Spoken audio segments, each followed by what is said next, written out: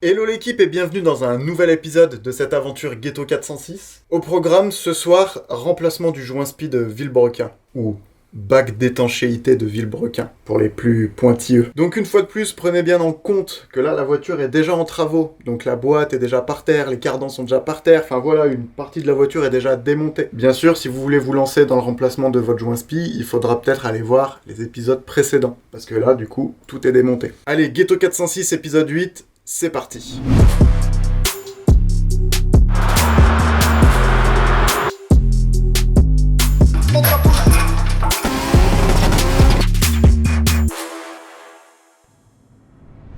Allez, c'est parti. Donc, pour accéder au joint speed Villebrequin, bien sûr, il va falloir tomber le volant moteur. Donc, on va avoir 8 vis de 17. Vous pouvez essayer de les dévisser au cliquet, mais en plus d'être bien serré, ça va faire tourner le moteur. Donc, nous, on s'est pas embêté. Et on y est allé à la péteuse. Ceci dit, je pense quand même que c'est toujours mieux d'essayer de le faire à la main, parce que bon, c'est des vis qui sont serrées relativement fort et qui ont beaucoup de contraintes tout au long de leur vie. C'est vrai que peut-être se prendre un coup de péteuse après 20 ans, il y a quand même une chance que ça casse. Nous, on a peut-être eu de la chance, hein. Vraiment, essayez d'abord de le faire à la main, en bloquant le volant moteur comme vous pouvez. Si c'est trop compliqué, essayez à la péteuse en dernier recours. Alors avant de commencer, sachez que moi en soi, il me semblait pas avoir de fuite au niveau de ce joint speed Villebrequin. Mais voilà, en me promenant un peu sur les forums et en récoltant des avis, du moment que la boîte est tombée, c'est bien d'en profiter pour le faire. Parce que c'est un joint qui a quand même bientôt 20 ans. Donc pourquoi pas. Surtout que vu le boulot que c'est pour tomber la boîte et tout ce qu'il y a autour, autant en profiter pour le faire. Et on est reparti pour 20 ans. Donc là, j'ai fait dans n'importe quel ordre parce que les vis étaient déjà débloquées. Mais idéalement, pour éviter toute casse ou je ne sais quoi, essayez de dévisser en croix pour que les forces, elles s'appliquent uniformément. Alors là, il va falloir le sortir, mais sans se le prendre sur la gueule. Allez, ça vient. Voilà. Est-ce qu'il a un sens Oui, il y a un détrompeur là. Et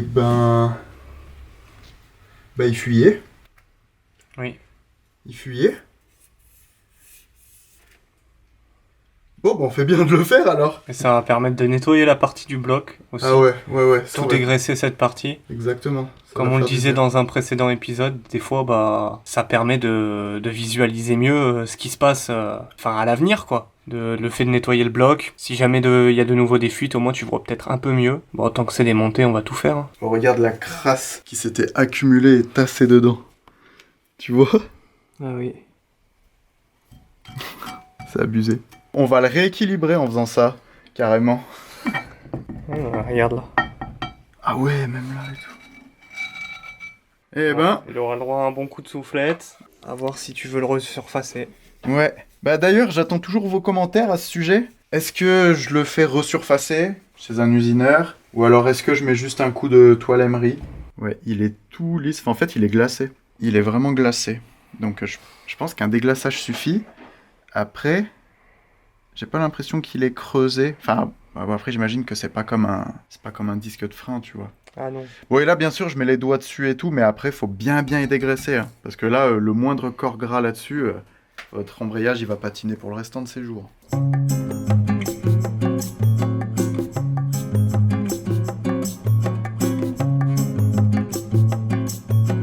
Du coup on voit qu'il fuyait vraiment bien. Hein.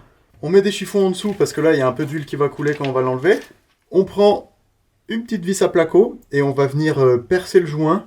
Alors on va le faire par exemple à gauche et à droite ou en haut ou en bas. Et il faut juste venir percer. Il faut pas aller taper au fond sur le plan de joint pour pas le marquer. Le but c'est vraiment de réussir à l'extraire sans faire de marque. Parce que oui, on peut le faire sauter avec un tournevis, mais il y a toujours un risque qu'on vienne justement rayer cette surface là, ou même l'extérieur. Donc c'est pour ça que cette technique, elle est pas trop dégueu.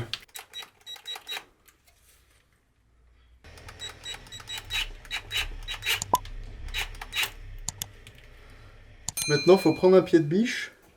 Non mais c'est vrai. T'as le pied de biche ? C'est la façon dont tu l'as dit.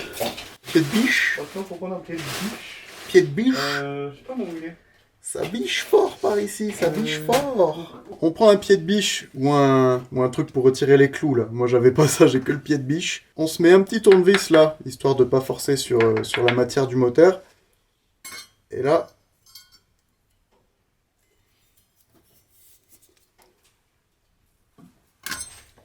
Ah bah non. C'est bon, il vient. Donc là, ça coule. Voilà. C'est un morceau de silicone. Nickel. Bon, à partir de là, il faut commencer à travailler propre. Donc on prend un chiffon tout propre. Et c'est parti. On nettoie bien la surface, qui n'est pas la moindre impureté. Parce que du coup, s'il y a impureté, il y aura forcément fuite. Voilà le joint spi qu'on vient d'enlever. Et voilà le neuf de chez Peugeot. Déjà, c'est pas les mêmes. Soit le joint spi avait déjà été changé, soit entre-temps Peugeot, ils ont fait une petite mise à jour de la pièce détachée. Celle-là, je l'ai reçue comme ça, avec le ressort à l'extérieur. Donc il faudra bien venir remettre à l'intérieur, comme ceci. C'est pas pratique à une main. Voilà, comme ceci. Donc on voit qu'à l'intérieur, il y a une petite gorge qui laisse justement pile poil l'espace pour venir mettre le ressort à l'intérieur. Il faut savoir qu'il y a deux types de joints spi comme ça. Il y a les joints spi FPM, donc on les reconnaît souvent parce qu'ils sont marrons. Et on a aussi les joints spi PTFE. Donc les PTFE, on les reconnaît déjà parce qu'ils sont noirs et ils sont livrés avec une espèce de cale pour faciliter la pose. Un joint FPM comme ça, un marron, il doit impérativement être lubrifié pour être monté, enfin pour faciliter le montage. Un joint PTFE, les tout noirs, il ne faut surtout pas les lubrifier. Et bon, je suis pas scientifique, mais d'après ce que j'ai compris, sur les PTFE, l'intérieur de la lèvre, comme ça, c'est une matière spéciale qui fait que au moindre contact avec l'acier du vilebrequin, ça crée une réaction chimique et ça vient sceller le joint. C'est pour ça qu'il le donne avec une espèce de cale pour le poser. Dès qu'il est en place, on enlève la cale, comme ça le caoutchouc vient en contact avec l'acier du vilebrequin et la réaction chimique se fait et ça vient sceller le tout. C'est pour ça qu'il ne faut pas l'huiler. Mais dans le cas d'un FPM comme celui-ci, donc le marron, on va bien venir le huiler pour le monter. Là, la référence c'est 01 27 28, référence Peugeot. Maintenant, on prend de l'huile moteur. Donc celle qu'on va mettre dedans, idéalement, on en met sur le doigt, comme ça, et on vient faire le tour, par là, voilà, et à l'intérieur aussi. Voilà. On vient positionner le joint bien en face.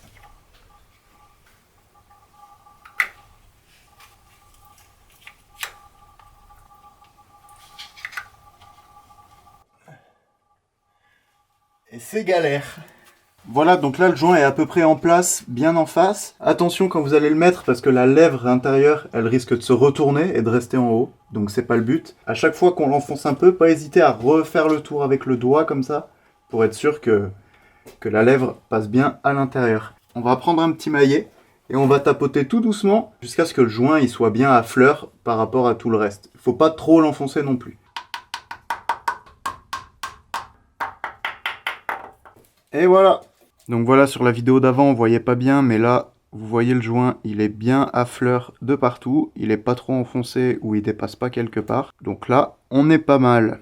Et voilà l'équipe, j'espère que cette toute petite vidéo vous aura été utile. Je vais pas traîner pour faire cette outro parce qu'il neige et qu'il fait très très froid. Donc comme d'habitude, si cette vidéo vous a plu, n'hésitez pas à mettre un petit pouce en l'air et à me le dire en commentaire. N'hésitez pas à vous abonner pour suivre cette aventure de la Ghetto 406. Et normalement, si tout se passe bien, dans le prochain épisode, on va se remonter cette nouvelle boîte. Allez, à la prochaine!